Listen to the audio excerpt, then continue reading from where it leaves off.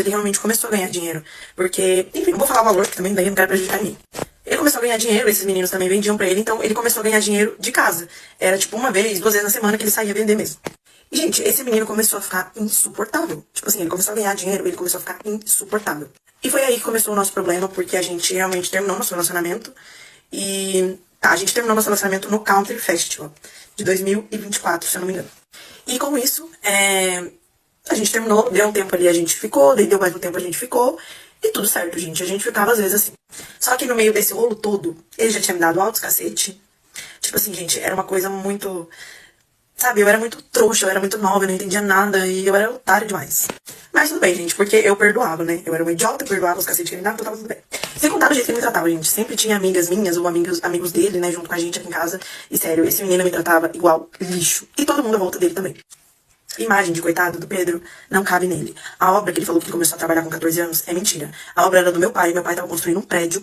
Eu era secretária na época da empresa. E ele trabalhava assim, ó, gente. Ele trabalhava no frigorífico que ele falou, e daí ele trabalhava um pouco na obra do meu pai, porque ele queria, entendeu? Simplesmente isso. E não era aquela coisa de, meu Deus, pesadíssima, sabe? Não era nada demais. Ele dava uma ajuda ali pros peões, ele dava uma ajuda ali pro engenheiro. E até aí tudo bem. O almoxarifado da obra, gente, foi que ele teve uma briga com o pai dele e ele foi morar lá na casa da obra, porque aqui na casa da minha avó ainda tinha gente. Então ele foi morar lá e eu ficava com ele lá, inclusive, eu dormia com ele lá, a gente ficava lá, enfim. Então assim, gente, o Pedro, ele é um menino que ele já sofreu na vida, ele já passou necessidade, sim, mas ele é um menino que, a partir do momento que ele começou a ganhar um pouco de dinheiro com as vendas que ele fala, ele virou uma pessoa extremamente arrogante, extremamente mesmo. Tipo, uma pessoa nojenta de se conviver. Então, quando eu vi aquele discurso dele de obra com 14 anos, morar em almoxarifado, eu fiquei realmente comovida. Porque quem olha, fica morrendo de dó mesmo, mas só quem viveu sabe. Eu também me lembrei aqui, gente, isso na verdade é uma coisa bem pessoal, mas eu vou contar porque eu acho que é muito importante. Teve um momento, nesse ano ainda, em 2025, ano passado, que eu precisei da casa da minha avó. E ele estava residindo na casa da minha avó ainda com a atual esposa dele. Gente, eu vim até a casa da minha avó depois de tanta conversa, tentando que ele saísse da casa da minha avó, porque eu não tinha um lugar pra mim morar, e eu precisava ficar na casa da minha avó, porque era a única casa disponível.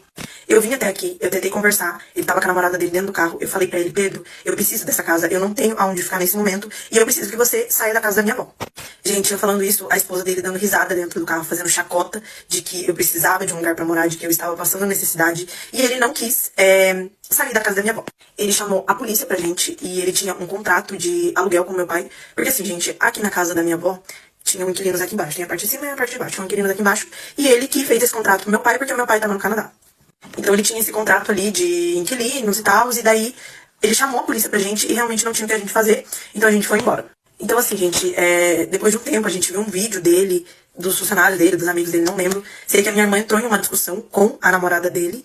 E eu vou deixar os prints aqui que eu acho que é mais fácil. E foi bem feio, gente. Eu acho que eu nunca passei por uma situação tão humilhante na minha vida. Tipo assim, um ex-namorado meu conseguir me expulsar da minha própria casa, sabe? E é até meio contraditório, porque uns meses atrás ele deu uma entrevista, um moço que entrevista as pessoas aqui em Curitiba, falando que ele ganhava 20 mil por mês, que ele nunca voltaria pro CLT, que ele tinha 2 carros, que ele tinha uma casa aqui em Curitiba, no caso, a do meu pai, e uma casa na praia, no caso, a do meu pai também, que fica em Penha, Santa Catarina. Então, quando eu vi aquela história de moço bonzinho e menino sofrido, gente... Na hora eu não dei importância, mas depois eu fiquei pensando, nossa, será que é justo ele comprar, assim, uma história que não tem nada a ver com ele e enganar todo mundo?